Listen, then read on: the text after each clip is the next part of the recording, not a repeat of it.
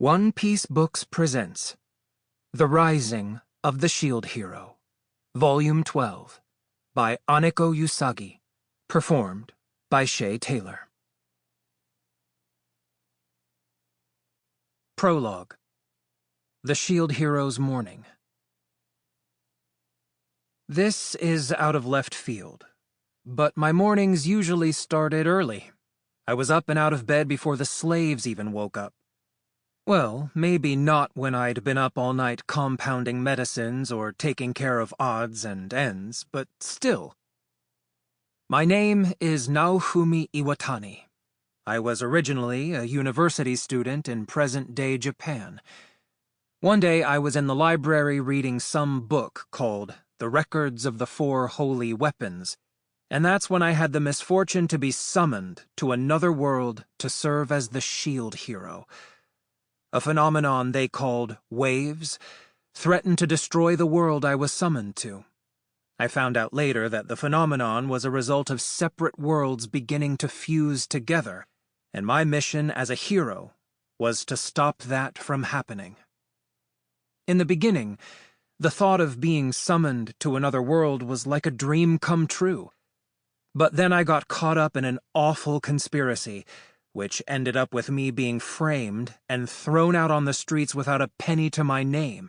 That's probably why I developed a warped personality, a distrust of others so severe that even I recognized it was absurd. But I did eventually manage to expose the conspiracy and have those who orchestrated it held responsible, so it's gotten somewhat better. After that, it was just one incident after another. I tried establishing friendly relations with the other heroes and failed. And then there was the whole spirit tortoise mess. But resolving the spirit tortoise ordeal ended up buying us a big chunk of time before the arrival of the next wave. I've been using that extra time to build my own private army to face the waves. That was an idea I got from observing Kizuna Kazayama and her companions. They were heroes from another world we visited while dealing with the spirit tortoise mess. In order to do that, I started rebuilding the village that Raftalia was from. Raftalia was my most trusted companion, and I was kind of like a surrogate father to her. Her fellow villagers had ended up becoming slaves, but we brought them back to the village and began training them. Of course, that came with its own set of problems, too. But we had taken care of those for the most part, and the reconstruction of the village had been going smoothly. Now then. It was still dim out, but I looked out the window at the rising sun. Ren was diligently practicing swinging his sword. Oh yeah, I'd almost forgotten that he was already staying here in the village.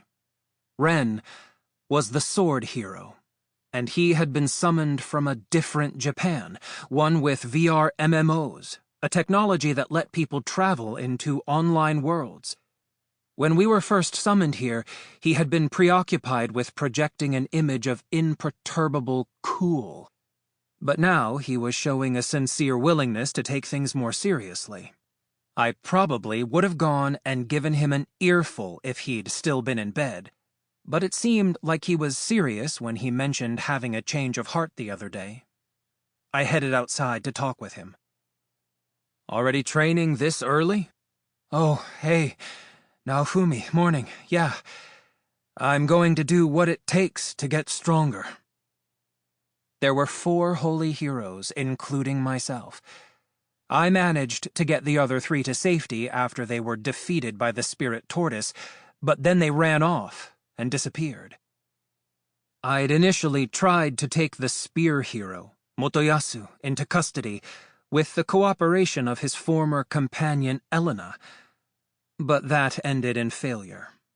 Afterward, on the way back to the village, I ran into Ren and tried to take him into custody, but he fled too, after being seduced by Witch's sly tongue.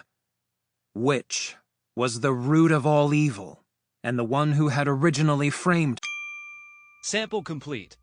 Ready to continue?